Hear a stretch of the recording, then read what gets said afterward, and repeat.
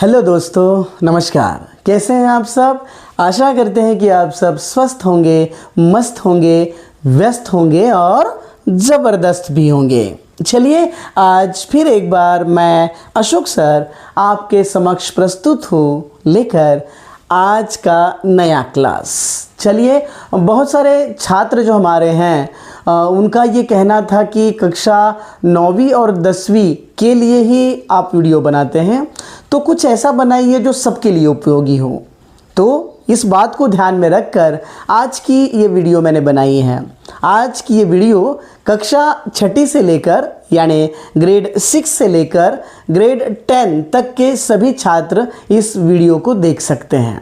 साथ ही मैंने यहाँ पर कोशिश की है कि वे सब बातें यहाँ पर मैं प्रस्तुत करूँ जो बहुत ज़्यादा आवश्यक हैं।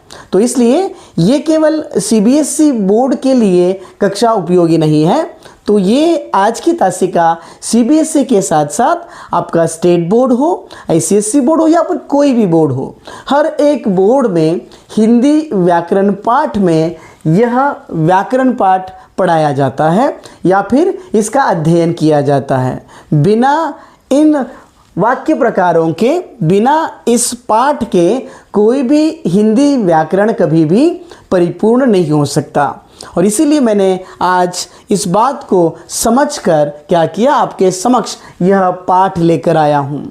आज का ये जो पाठ है उसका नाम है वाक्य विचार। अब वाक्य विचार, इस नाम से हमें क्या समझ में आया? तो हमें यह समझ में आया कि हमें वाक्य के संबंध में विचार करना है। अब अगर वाक्य के बारे में विचार करना है, उसके संबंध में जानकारी प्राप्त करनी है, तो निश्चित रूप से हमें हर एक छोटी छोटी उस चीज़ को समझना होगा जो वाक्य बनने के लिए आवश्यक है। चलिए, तो इस पाठ की शुरुआत करते हैं। चलिए, तो पाठ है वाक्य विचार। और वाक्य विचार को समझने के लिए देखिएगा, वाक्य बनने के लिए छोटी छोटी इकाइयाँ मिलती है तब जाके वह वाक्य बनती है। तो सबसे पहले छोटी इकाई जो है वो होती तो ध्वनि है। ध्वनि यानी साउंड, है ना? तो वह सबसे छोटी इकाई है, किंतु जब हम लिखित रूप उसे देने का प्रयास करते हैं तब वह वर्णों से शुरू होती है और वाक्य तक पहुंचती है। वर्ण समझते हैं ना? वर्ण दो प्रकार के होते हैं। एक होता है स्वर, दूसरे होते हैं व्यंजन। ठीक है, अब इन स्वर और व्यंजनों में आज हम नहीं पढ़ेंगे। आज हम आगे बढ़ेंगे और समझेंगे कि उसकी जो इकाई है शब्द, तो हम आज की इस क्लास की जो शुरुआत है वह शब्द इस इकाई से करते हैं। आपको पता ही होगा कि शब्द किसे कहते हैं। सामान्यतः ऐसे होता है कि हम लोग सुनते ज़रूर हैं लेकिन समझते नहीं। तो जैसे मान लीजिए कि ये राम यह शब्द है ना? मैंने इसे कहा कि ये शब्द है, लेकिन ये शब्द बना कैसे? तो अलग अलग वर्णों से। अब यहाँ पर कौन से वर्ण का प्रयोग किया है? तो याद रखिएगा, इसमें र यह एक वर्ण है जो कि व्यंजन है, दूसरा है म। ठीक है, तो दो व्यंजन एक जगह पर आने से क्या वह शब्द बना? नहीं बना। क्यों नहीं बना? क्योंकि कोई भी अगर शब्द बनाना है तो उस शब्द को बनाने के लिए हमें सार्थक वर्ण जो है वो एक जगह पर लाने आवश्यक है। तो अब याद रखिएगा, सबसे पहले आपको पता होना चाहिए कि इसका वर्ण विच्छेद कैसे होता है, क्योंकि कोई भी शब्द जब आपको दिया जाता है तो निश्चित रूप से उसमें स्वर और व्यंजन दोनों मिलकर आते हैं। जैसे समझने का प्रयास करते हैं, मान लीजिए राम यह शब्द है, तो राम इस शब्द में सबसे पहले हमने देखा कि र यह व्यंजन आया, क्योंकि ये अधूरा है, अपूर्ण है, बिना स्वर के। इसके लिए हमने उसके नीचे हलंत की मात्रा लगाई।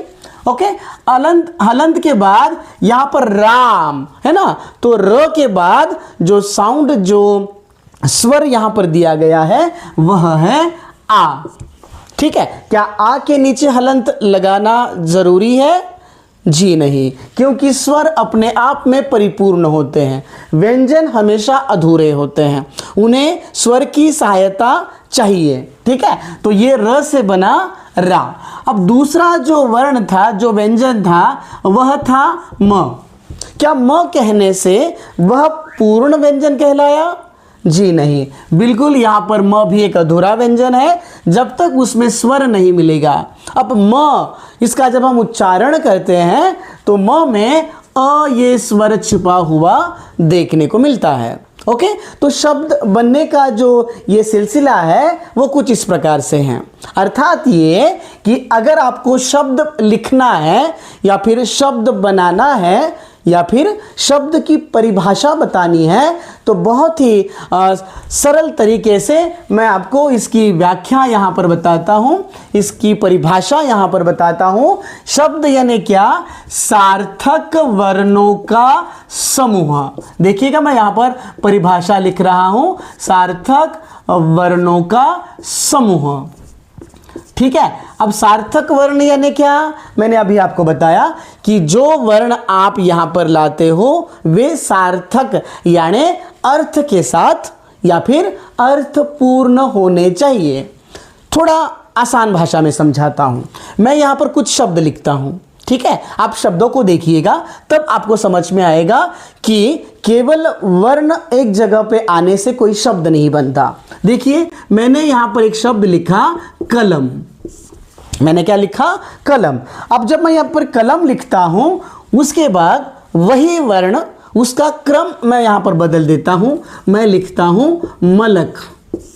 फिर मुझे ऐसा लगा कि मुझे और उसका क्रम चेंज करना चाहिए तो मैं इसको लिख देता हूं लमक। जी हाँ, और फिर मुझे ऐसा लगा कि मैं उसको लिखूं कमल। अब हमारी जो परिभाषा है, अभी हमने आपको बताया कि शब्द अर्थात सार्थक वर्णों का समूह, है ना? सार्थक का अर्थ क्या है?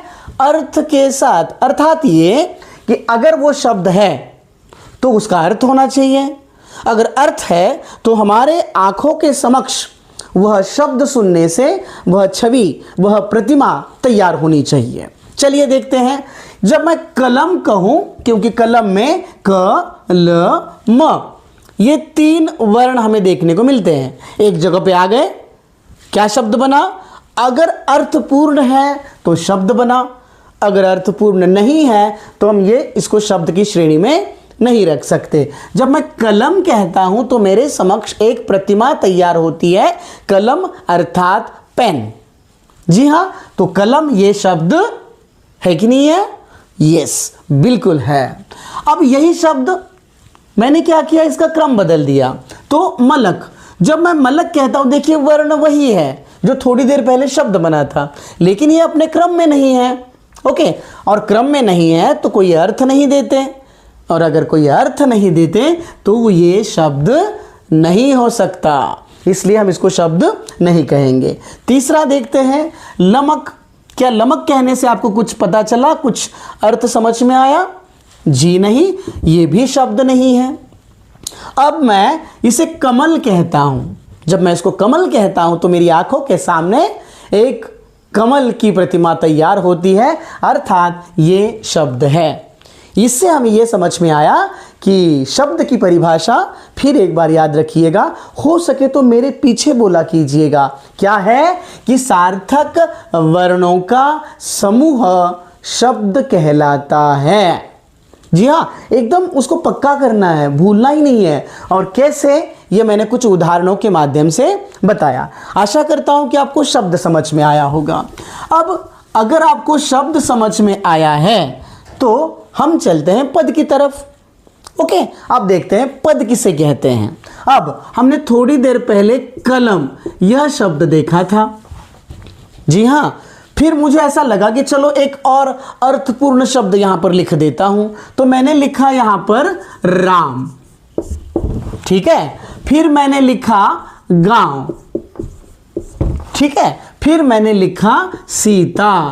अब देखो मैं क्या बताना चाहता हूं, देखिएगा। मैंने पहले ही कहा था कि हम जो भी समझेंगे गहराई से समझेंगे।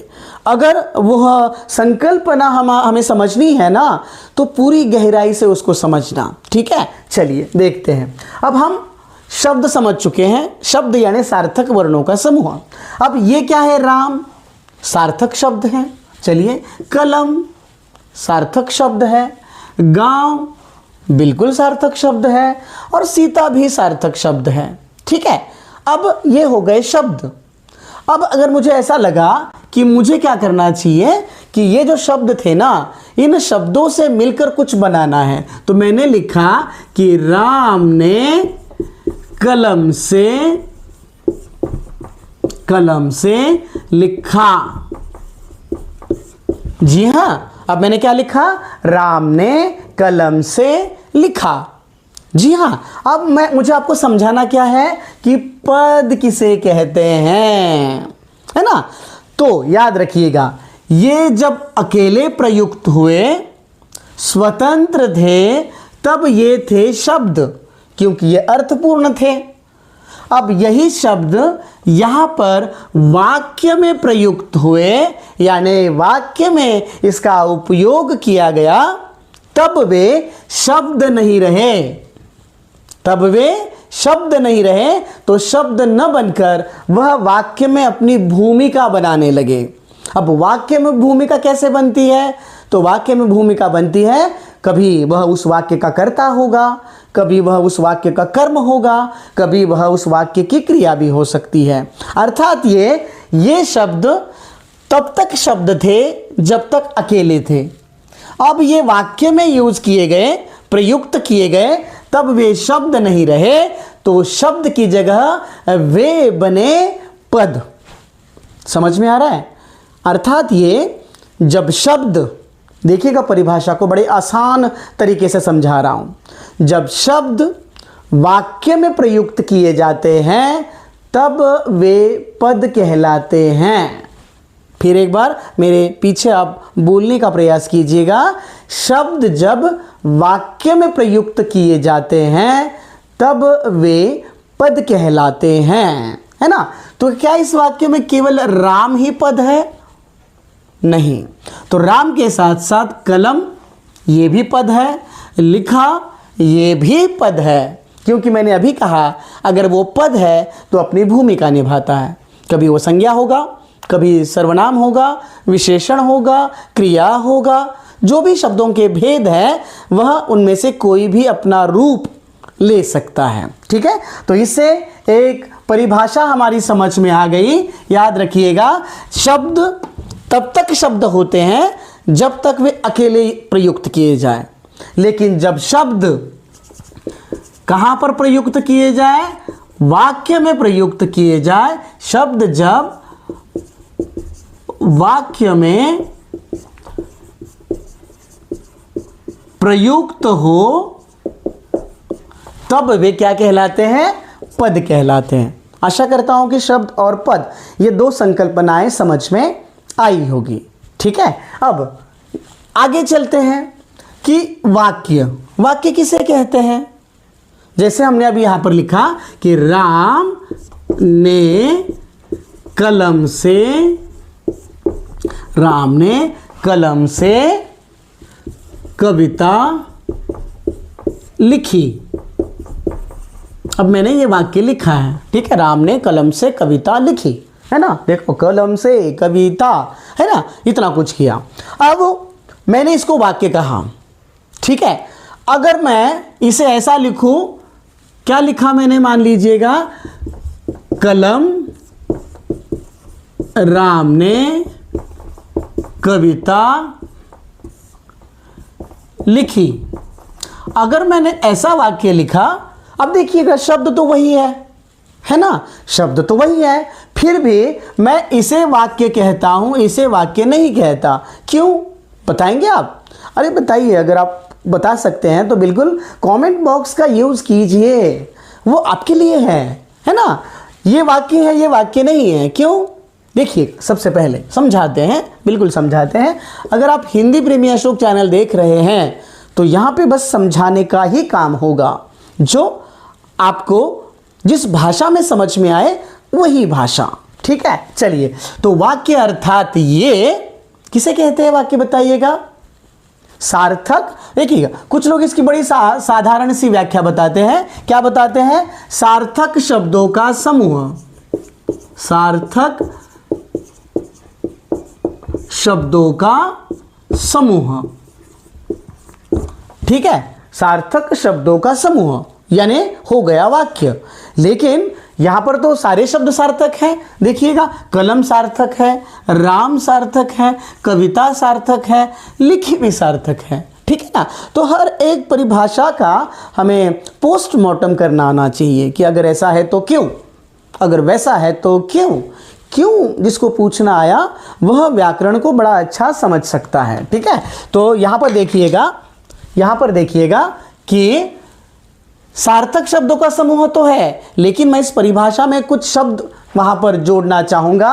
कौन से शब्द जोड़ूंगा? तो मैं यहां पर यह शब्द जोड़ूंगा कि सार्थक शब्दों का समूह तो होना ही चाहिए, लेकिन उसके साथ साथ वे कैसे हो? तो वे अपने क्रम में हो, है ना।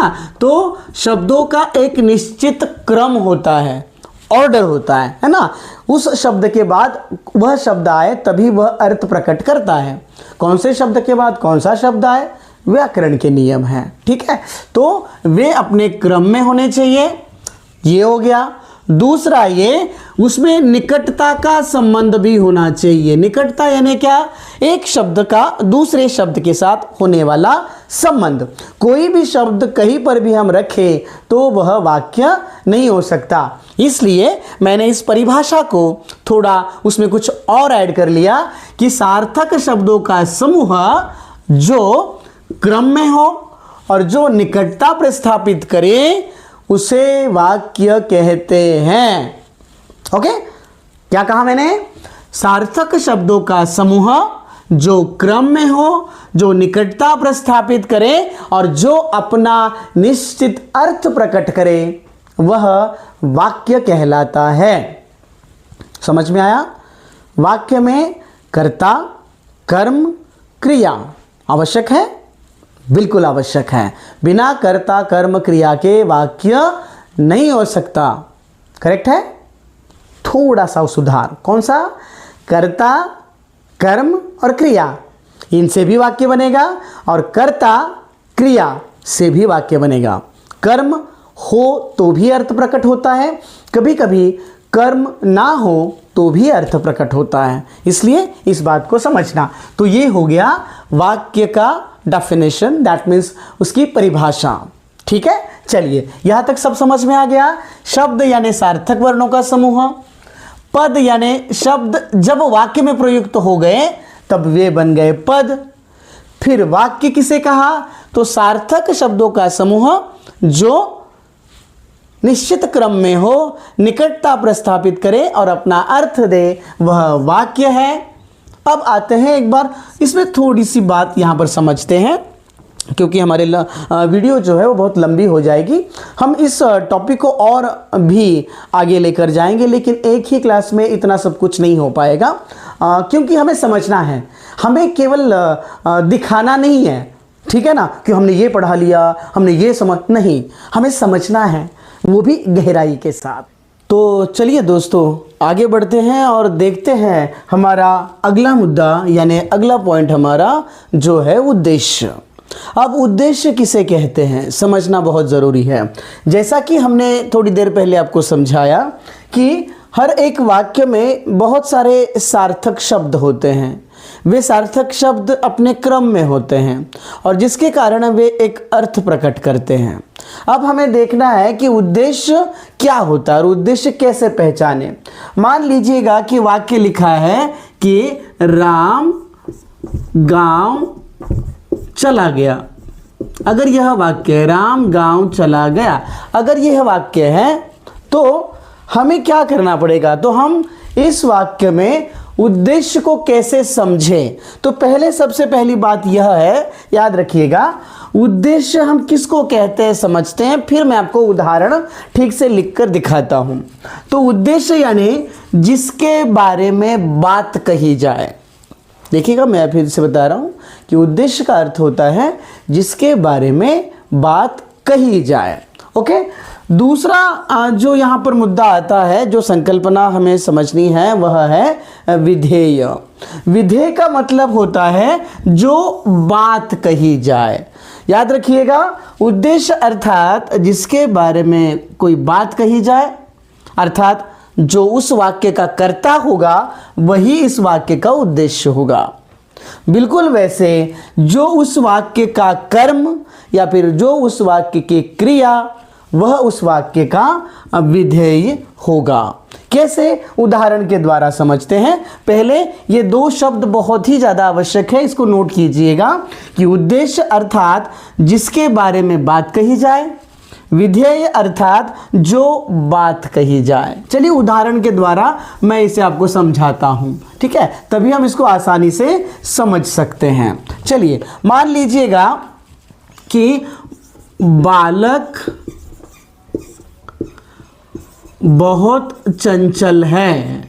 अब यहाँ पर यह एक वाक्य दिया है, बालक बहुत चंचल है, ठीक है। अब यह वाक्य दिया है। अब इस वाक्य में जैसे मैंने अभी आपको थोड़ी देर पहले बताया कि जिसके बारे में बात हो रही है वह उस वाक्य का उद्देश्य होता है। इस वाक्य में कोई चंचल है उसकी बात हो रही है, बट कौन, किसकी बात हो रही है? बालक की बात हो रही है ना। जैसे मैं एक और एग्जाम्पल लिखूं, राम गांव चला गया। अगर मैंने मान लीजिए यह वाक्य लिखा तो इस वाक्य में किसकी बात हो रही है? तो राम की बात हो रही है ना। तो हमारा जो डेफिनेशन, हमारी जो परिभाषा है वह इस प्रकार से है कि वाक्य में जिसके बारे में बात हो वह उस वाक्य का उद्देश्य होगा। यहाँ पर बालक ये उद्देश्य है, इस वाक्य में राम यह उद्देश्य है। और अगर बहुत ही सरल तरीके से मैं बताना चाहूँ तो उस वाक्य का कर्ता यानी कौन होता है? करने वाला, है ना, वही उस वाक्य का उद्देश्य होता है। ठीक है, अब समझते हैं विधेय को। यही दो वाक्य हैं हमारे पास, ऐसे मान लीजिएगा, ठीक है। तो विधेय को अगर समझना है तो विधेय का हमने अभी थोड़ी देर पहले उसकी परिभाषा को समझा कि जो बात कही जाए वह विधेय होता है। क्या बात हो रही है बालक के बारे में? कि वो बहुत चंचल है ना, तो वो बहुत चंचल है, यह हो गया विधेय। यहां पर बात हो रही थी राम की, इसलिए राम इस वाक्य का उद्देश्य था। क्या बात हो रही है? कि वह गांव चला गया, है ना, वह गांव चला गया, तो वह गांव चला गया, वह यहां पर क्या है? विधेय है। इतना आसान है। ओके, बस हमें समझना है कि उद्देश्य अर्थात जिसके बारे में बात कही जाए और विधेय अर्थात जो बात कही जाए। अब इस पॉइंट को बस थोड़ा सा मैं आगे बढ़ाता हूं और देखिएगा। हमने देखा उद्देश्य, है ना, क्या है उद्देश्य? तो जो बात कही जाए। अब मैं कहता हूं कि उद्देश्य का विस्तार भी किया जाता है। उद्देश्य का विस्तार। कौन है उद्देश्य? बालक। अब मुझे ऐसा लगा कि इस बालक के बारे में और अधिक जानकारी हमें देनी चाहिए, ठीक है। अब उद्देश्य का विस्तार कैसे होगा? तो ये जो उद्देश्य है इसके बारे में मैं अतिरिक्त जानकारी आपको दूंगा, एक्स्ट्रा इंफॉर्मेशन। जैसे ये बालक कैसा है? छोटा बालक है ना, तो हमने उसके लिए क्या किया? विशेषण शब्द का प्रयोग किया। लेकिन हमें हमारा उद्देश्य जो है उसके बारे में अतिरिक्त जानकारी मिली। तो ये जो अतिरिक्त जानकारी है ना, छोटा बालक, ये हो गया उस उद्देश्य का विस्तार, है ना। जैसे यहाँ पर राम था, राम उद्देश्य था, ठीक है ना। तो हमें लगा कि उस उद्देश्य का विस्तार करो, तो हमने क्या किया? तो यहाँ पर राम के पहले क्या किया? तो कुछ शब्द लगाया, और वो जो शब्द लगेगा वह होगा उद्देश्य का विस्तार। अब राम के आगे कोई शब्द लगाइएगा, राम के आगे कोई भी, जैसे मान लीजिए मैंने कहा साहसी राम, ठीक है ना। मैंने कहा साहसी राम, मुझे साहसी लगा तो मैंने साहसी कहा। मुझे किसी को लगा होगा कि क्रोधी राम, कोई बात नहीं, जो आपको लगे। अर्थात ये उस उद्देश्य के बारे में जो भी अतिरिक्त जानकारी बताई जाएगी वह होगा उद्देश्य का विस्तार। उद्देश्य यानी जिसके बारे में बात कही जाए, और उसका विस्तार यानी उस व्यक्ति के बारे में या उस कर्ता के बारे में और अतिरिक्त जानकारी देना, वो हो गया उद्देश्य का विस्तार। बिल्कुल वैसे अगर विधेय को हमने समझा है, जैसे बहुत चंचल होना ये विधेय था, गांव चले जाना यह विधेय था, है ना। अगर इस गांव चले जाने के बारे में अगर हमने अतिरिक्त जानकारी दी तो वो हो गया विधेय का विस्तार। यहाँ पर भी वो बहुत चंचल है, अगर उसके बारे में इंफॉर्मेशन दी तो हो गया विधेय का विस्तार। मैं एक सेंटेंस बताता हूं, जैसे मान लीजिएगा राम धीरे धीरे चलता है ना, राम धीरे धीरे चलता है। अब चलता है ये है विधेय, कैसे चला, धीरे धीरे। अर्थात जब भी कभी क्रिया के बारे में जानकारी दी जाए, जिसे हम क्रिया विशेषण शब्द कहते हैं, वे सारे क्रिया विशेषण शब्द क्या होते हैं, तो विधेय के विस्तार के अंतर्गत आते हैं। राम हंसता है, कैसे हंसता है, जोर जोर से हंसता है ना, तो ये जोर जोर से, ये हो गया विधेय का विस्तार। ओके, अर्थात ये जो क्रिया के बारे में अतिरिक्त जानकारी देगा, अर्थात विधेय के बारे में अतिरिक्त जानकारी देगा, वो विधेय का विस्तार। जो उद्देश्य के बारे में अतिरिक्त जानकारी देगा वह उद्देश्य का विस्तार। ठीक है, मुझे लगता है यहाँ तक काफ़ी है, क्योंकि हमारे दिमाग को भी आराम की आवश्यकता होती है। एक साथ इतनी सारी संकल्पनाएं समझना थोड़ा सा मुश्किल हो जाता है। तो आज की इस तासिका में हमने शब्द समझा, शब्द किसको कहते हैं हमने देखा, फिर हमने पद किसे कहते हैं वह देखा, वाक्य की रचना को समझा और वाक्य किसे कहते हैं वो समझा। उसके बाद वाक्य के जो दो अंग हैं, उद्देश्य और विधेय को हमने यहाँ पर समझा और उद्देश्य का विस्तार किया, विधेय का विस्तार किया।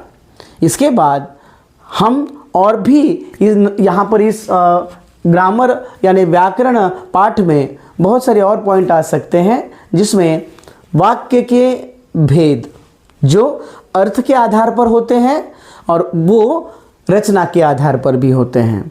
अगर आप चाहते हैं कि कक्षा 6ठी से लेकर कक्षा 10वीं तक सभी बोर्ड्स के लिए अर्थ के आधार पर वाक्य के भेद होते हैं और रचना के आधार पर वो आपको वह वीडियो आपको चाहिए तो ज़रूर कमेंट बॉक्स में लिखिएगा। हम निश्चित रूप से आपके लिए एक अलग से वीडियो बनाकर लेके आएंगे, जिसमें अर्थ के आधार पर कुल मिलाकर 8 भेद है। अभी संभव नहीं है, अदरवाइज मैं अभी आपके सामने वे सारे उसका स्पष्टीकरण ज़रूर करता, बट वो संभव नहीं है। तो अर्थ के आधार पर 8 वाक्य के भेद हैं और रचना के आधार पर 3 वाक्य के भेद हैं।